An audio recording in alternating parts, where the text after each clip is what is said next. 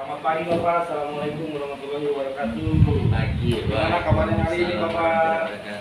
Alhamdulillah kabarnya pagi hari ini baik. Semoga selanjutnya tambah sukses. Amin.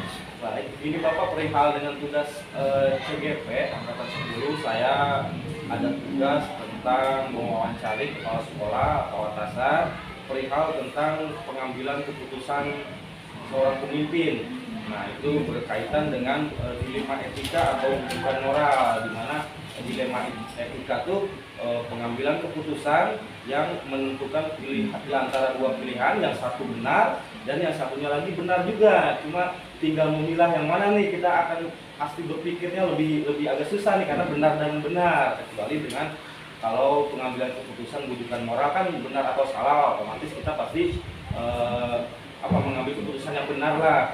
Nah, beberapa ke depan saya mencoba mewawancara Bapak tentang pengalaman Bapak dalam pengambilan keputusan, begitu Pak. Bisa kita mulai ya Pak? Ya, bismillahirrahmanirrahim. Pertanyaan pertama, selama ini bagaimana Bapak dapat mengidentifikasi atau membedakan kasus-kasus yang merupakan dilema etika atau rujukan moral? Mungkin ada contoh dari Bapak dalam pengambilan keputusan gitu Pak.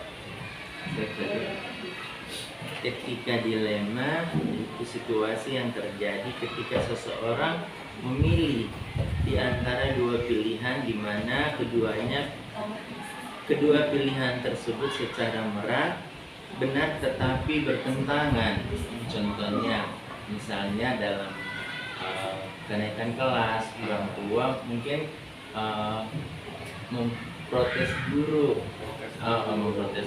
terus mungkin anaknya tidak naik kelas, tapi di sini dua-duanya benar gitu. Pak, bisa disebutkan misalkan contoh dua pengambilan keputusan dari kasus tersebut yang dilema etika, misalkan yang tadi Bapak contohkan, yang mana yang Bapak ambil keputusannya Pak? Yang diambil keputusan adalah murid yang tidak naik. Murid yang tidak naik. Murid yang tidak naik, saya ambil contohnya. Karena kalau misalnya murid yang tidak naik terjadi pertentangan antara guru dengan orang tua dalam hal masalahnya memang benar-benar sama ya, benar gitu. Jadi itu mungkin contohnya. Terus pertanyaan berikutnya Pak, langkah-langkah atau prosedur apa yang biasa Bapak lakukan selama ini dalam mengambil keputusan? Sebelum mengambil keputusan diambil terlebih dahulu, yaitu pengumpulan data. Siapa yang terlibat dan menganalisa permasalahan tersebut. Permasalahan bisa kita ambil kesimpulan nantinya ya. Iya, nanti kesimpulannya kita ambil. Hal-hal apa saja yang selama ini Bapak anggap efektif dalam pengambilan keputusan pada kasus-kasus dilema etika? Yang pertama, menentukan penyebab masalah dulu dan menentukan siapa yang terlibat dalam masalah tersebut. Misalnya contohnya warga sekolah, mungkin itu. Berarti tetap intinya satu dari kesimpulan Iya, data, menganalisis data, mengidentifikasi data dan sebagainya juga. Berikutnya Pak, yang merupakan hal-hal apa saja yang selama ini merupakan menjadi tantangan dalam pengambilan keputusan pada kasus-kasus tertentu Pak? Jadi itu menelaah siapa yang terlibat, Ya. menelaah siapa yang terlibat dan keputusan yang terbaik, karena keduanya merupakan masalah yang salah sama-sama benar. Mungkin ada oknum atau pihak Iya. ketiga yang menjadi hambatan gitu. Iya. Contohnya misalkan bisa aja jadi wartawan atau Ya, SM ya yang jadi betul. hambat seperti itu ya. Jadi oknum misalkan ya. Nah, berikutnya Pak, adakah Bapak Bapak memiliki tata kelola atau jadwal tertentu dalam menyelesaikan kasus-kasus masalah tersebut, Pak? Misal ada sebuah kasus ini harus dijadwal, ini harus selesai sekarang, ini harus selesai sekarang, misalkan gitu. Ada jadwalnya enggak Iya. gitu? Dan jika masalah biasa atau masalah ringan, maka langsung diambil keputusan. Tetapi kalau masalah berat, maka dilakukan proses masalah tersebut. Jadi kalau misalnya menyesuaikan ya, kalau jadi masalahnya. menyesuaikan. Nah, kalau misalnya ringan, langsung kita ambil keputusannya. Kalau misalnya yang berat, berarti mengenai proses dan pengenalan masalah tersebut.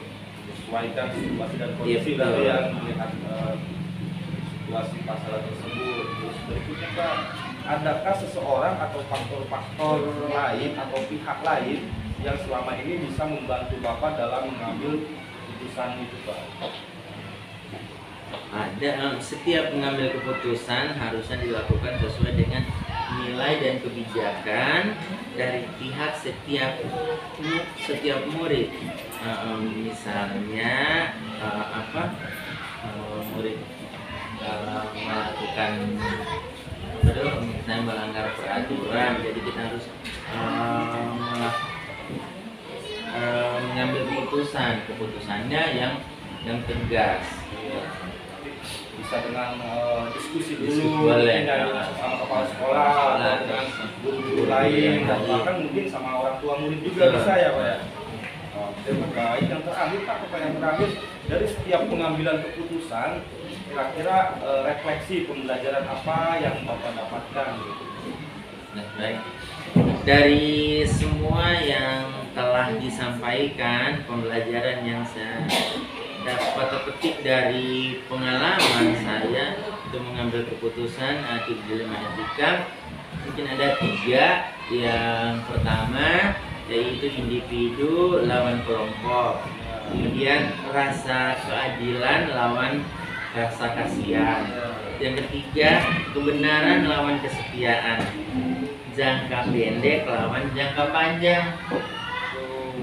Benar nggak begitu? Betul, Pak, itu sesuai dengan materi yang saya dapat dalam pelatihan atau pendidikan di CGP. Memang pengambilan keputusan tersebut kita menyesuaikan dengan 4 paradigma cara pengambilan keputusan dilema etika. Terus berdasarkan dengan 3 prinsip-prinsip pengambilan dan 9 langkah-langkah pengujian pengambilan keputusan. Intinya setiap pengambilan keputusan dipusatkan, yang penting berpusat kepada siswa dalam pembelajaran, terus mengandung nilai-nilai kebajikan dan bermanfaat untuk khalayak umum dan juga dapat dipertanggungjawabkan. Gitu ya, Pak. Luar biasa sekali. Terima kasih banyak, Bapak. Mungkin wawancara sekilas. Terima kasih atas waktu dan pengalamannya yang diceritakan oleh Bapak. Saya akhiri. Wassalamualaikum warahmatullahi wabarakatuh. Waalaikumsalam. Terima kasih, Bapak. Selamat pagi. Waalaikumsalam. Gimana kabarnya? Sehat? Alhamdulillah. Wah, makin subur aja nih, mantap Luar nih. biasa. Begini, Pak Sep, saya ada keperluan. Dalam hal ini ada wawancara sedikit berkaitan dengan tugas saya di CGP Angkatan 10 tentang wawancara kepala sekolah tentang pengambilan keputusan yang berhubungan dengan dilema etika dan bujukan moral. Nah, beberapa menit ke depan saya ingin mewawancara Bapak tentang sebuah pengambilan keputusan dalam sebuah kasus. Nah, kira-kira pernah nggak Bapak mengambil keputusan yang berhubungan dengan bersangkutan dengan dilema etika atau bujukan moral gitu, Pak? Tentu pernah. Dalam pengambilan keputusan memang kita kadang-kadang dibenturkan dengan beberapa hal yang tidak bisa kita hindari. Jadi tidak semudah begitu saja kita mengambil keputusan A, B, C atau D. Nah, apalagi ketika berhadapan dengan keputusan yang terkait dengan dilema etika. Kalau untuk rujukan moral mungkin menurut saya lebih mudah, lebih mudah. Karena kalau bujukan moral kan jelas artinya baik melawan salah, artinya sesuatu yang baik dengan sesuatu yang tidak sesuai aturan, Ya. itu akan lebih mudah pengambilannya. Nah, ketika menghadapi dilema etika itu kan baik dengan baik. Artinya ada beberapa paradigma tuh dalam dilema etika itu kan, seperti rasa apa, melawan rasa kasihan, empat paradigma itu ya, saya lupa ingat tuh. Tapi yang jelas intinya kan dilema etika itu baik lawan baik. Dia ada sesuatu yang baik, cuman kendalanya itu sesuatu yang baik juga. Artinya kita harus mengetahui jelas dulu inti permasalahannya itu. Ya. Itu nantinya dibawa kemana nih ininya arahnya, supaya satu ada rasa keadilan untuk semua. Kan kalau dilema etika itu harus ada keadilan untuk semua pihak. Nah, di sisi lain ada pihak yang memang harus kita ini kan juga kita akomodir, tapi tidak mungkin kurang oleh pihak lain itu kurang disetujui. Nah, jadi intinya pada saat pengambilan keputusan, dua keputusan tersebut yang satu benar dan yang dua juga benar. Nah, kita di situ terkena benturan, terjadilah dilema etika dalam mengambil keputusan. Nah, selama ini bagaimana Bapak dapat mengidentifikasi kasus-kasus yang merupakan dilema etika atau rujukan moral tersebut, Pak? Identifikasinya. Ya, sebagai kepala sekolah tentu harus bijaksana dalam mengambil keputusan.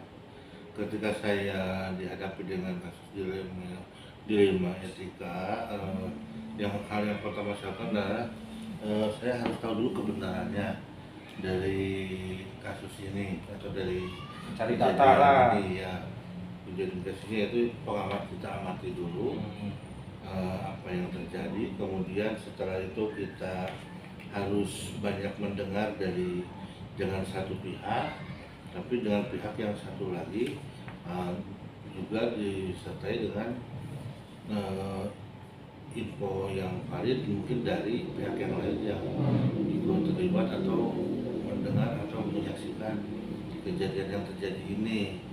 Nah, setelah kita dapatkan data-data yang cukup untuk pengambilan keputusan, barulah nanti kita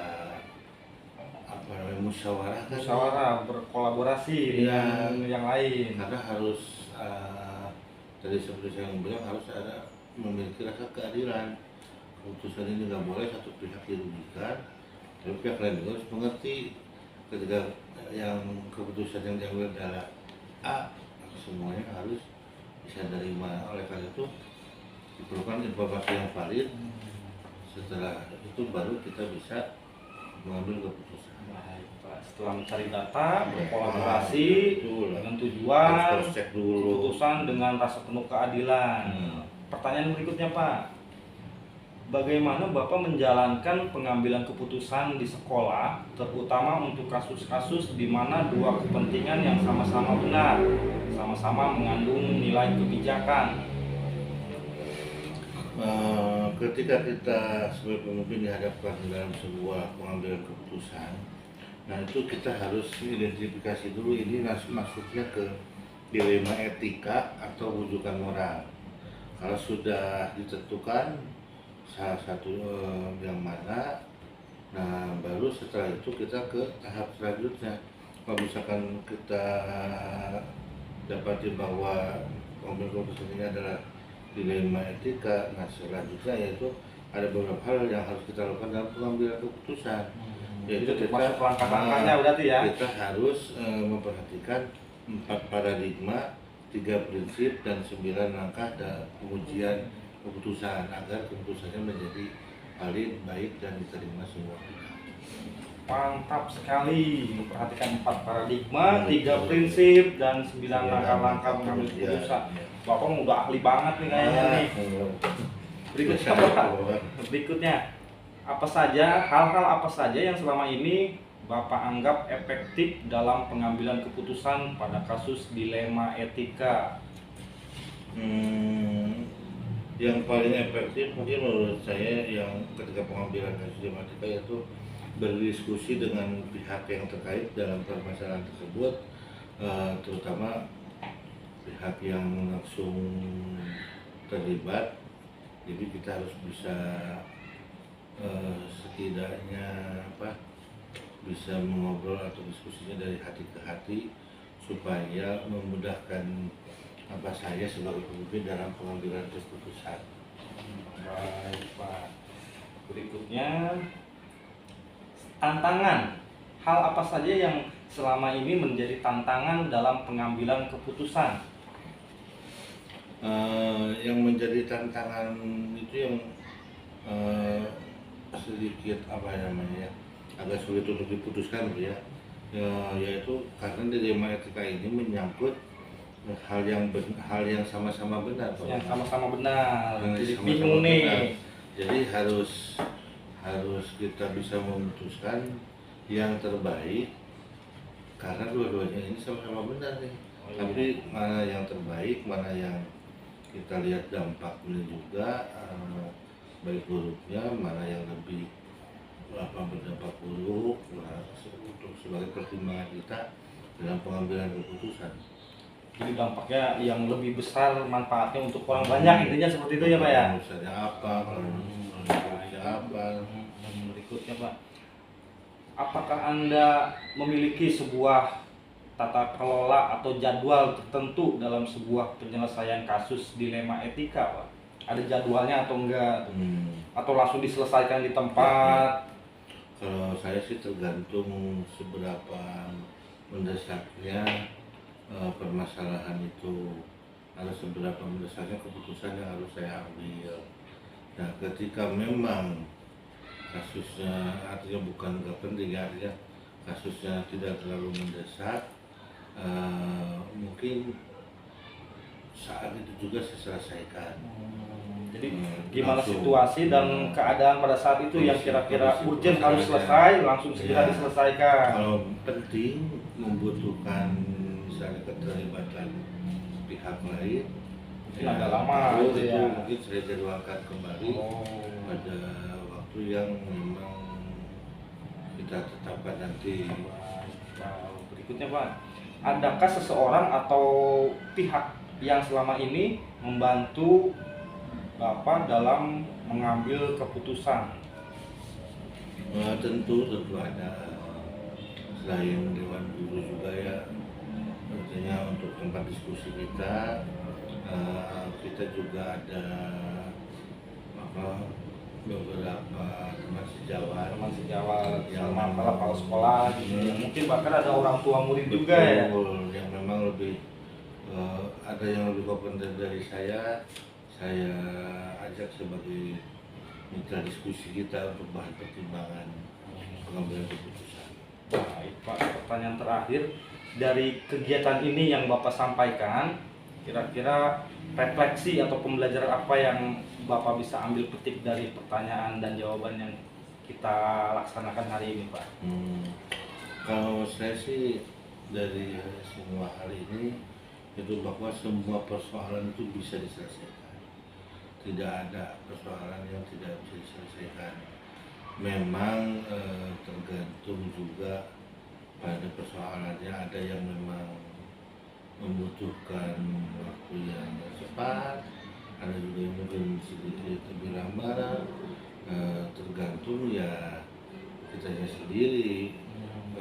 Tapi ketika kita sudah merasakan prinsip-prinsip pengambilan keputusan dilema etika yang memang sudah kita pelajari, yang sudah kita tahu, insya Allah semuanya akan bisa diselesaikan. Jadi untuk keberlangsungan KBM di sekolah kita. Intinya pengambilan keputusan tujuannya yaitu untuk kalau di sekolah berpusat demi kepentingan murid, berdasarkan nilai-nilai kebajikan, dan intinya dapat dipertanggungjawabkan. Mantap sekali. Keputusan harus bisa dipertanggungjawabkan. Betul. Terima kasih banyak Bapak. Siap, Saya siap. akhiri wawancara Sama-sama, ini. Terima kasih ilmunya, terima kasih waktunya. Sampai jumpa kembali. Semoga sehat Siap. selalu. Assalamualaikum warahmatullahi wabarakatuh. Waalaikumsalam. Waalaikumsalam. Gimana kabarnya, sehat? Alhamdulillah baik. Alhamdulillah. Gimana Pak Bambang? Sehat? juga. Lancar sekarang Alhamdulillah ilmunya. lancar. Terlihat lebih ceria Bu Haji sekarang ini. Terima kasih.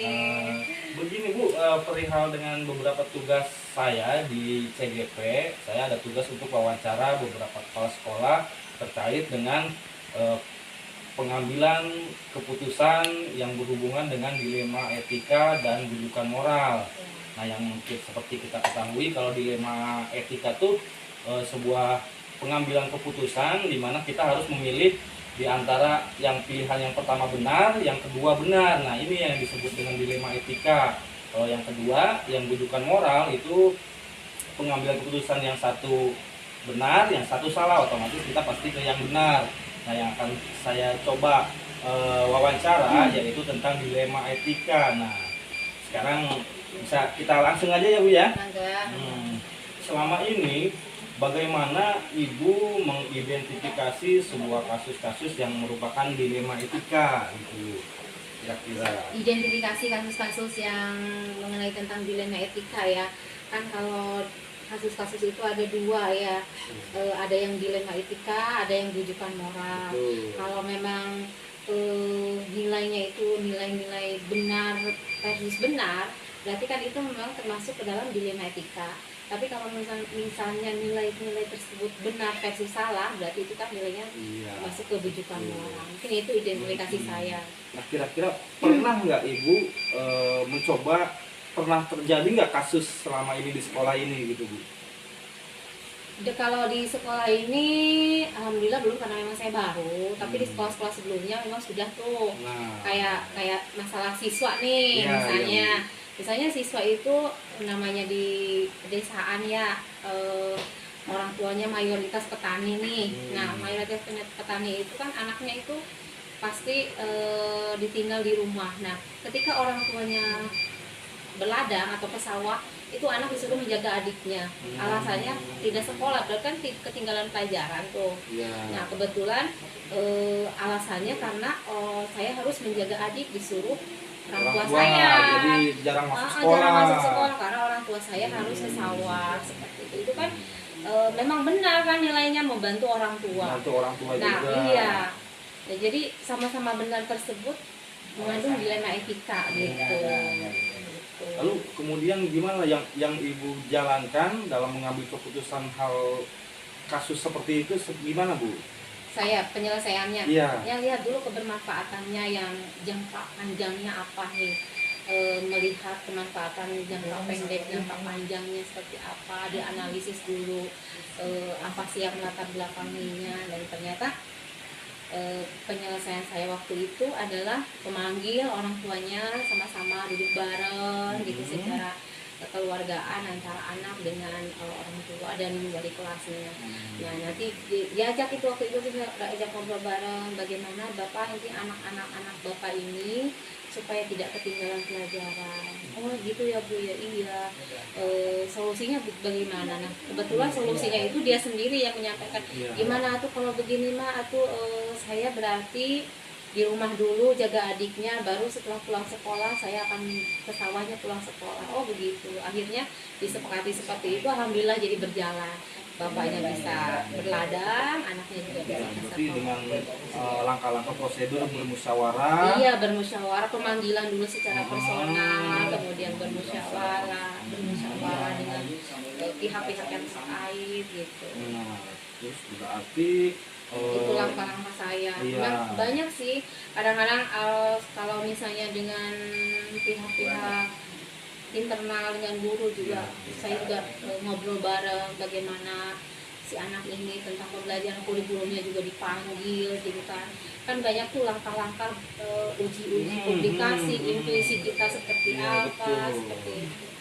Kalau langkah-langkah keputusan kan memang banyak, selain menentukan aktor di balik yang aktor yang namanya yang berbuat ini siapa aja, kemudian faktor-faktor latar belakangnya ini apa, kemudian Intinya itu dengan setelah mengidentifikasi terus dimusyawarahkan Iya, baru ada dimusyawarahkan. muncul keputusan sebuah kita keputusan iya, yang kira-kira kita bermanfaat untuk semua gitu, siap. bisa dijalankan oleh semua Mantap sekali. dan baik hasilnya gitu. Nah, kira-kira berikutnya tuh hal yang menjadi tantangan dalam pengambilan keputusan tersebut apa aja, Bu? Tantangannya kadang-kadang saya tuh pengennya langsung deg-deg gitu, padahal kan tidak boleh ya, harus melalui langkah-langkah dulu Ingin ya, cepat ingin gitu ya. cepat aja gitu, Ingin cepat selesai. ingin cepat selesai, padahal kan ada langkah-langkahnya. Iya. Langkah-langkah yang baik seperti tadi yang disampaikan, ada pemanggilan personal, ada pengambilan data-data yang lengkap dulu mengapa ini permasalahannya terjadi seperti ini. Seperti itu kadang-kadang ego kita tuh muncul, udah gini aja langsung, padahal kan nggak boleh Ternyata seperti itu. perlu tata kelola atau Iya. perlu waktu dan mungkin bisa dijadwalkan berarti ya, Bu ya. Ya bisa dijadwalkan kalau untuk masalah-masalah yang rumit. Yang rumit. Tapi kalau untuk masalah-masalah yang gampang itu mungkin bisa langsung diselesaikan saat itu Yang juga. sesuai situasi Sesuai kondisi ya, dan situasi kondisi kondisi. kasus. Nah, berikutnya kira-kira adakah orang atau faktor atau pihak lain yang mempermudah membantu dalam pengambilan keputusan tersebut, Ibu? Pengambilan keputusan saya biasanya dibantu dengan teman-teman, rekan-rekan guru yang berhubungan. Kalau misalnya masalah pembelajaran, biasanya dengan kurikulumnya saya ngobrol bareng. Kalau masalah dengan siswa, kesiswaan saya panggil, wali kelasnya juga. Wali kelas ya, bahkan mungkin orang tua muridnya Orang juga tua ya. muridnya juga. Dan kebetulan memang di rumah juga suami juga sama-sama kepala sekolah, jadi kadang-kadang kita sharing dengan permasalahan masing-masing, ada masukan lah gitu, disambungkan lah itu masukan antara yang kita dapat itu menjadi satu keputusan gitu. Nah, yang terakhir, Bu, dari semua yang Ibu sampaikan, yang Ibu alami, kira-kira refleksi pembelajaran apa yang Ibu dapat dari pengalaman dalam mengambil keputusan dilema etika tersebut? Refleksi yang bisa saya dapatkan dalam pengambilan keputusan, baik itu dilema etika maupun ya khususnya dilema etika ini, Ya.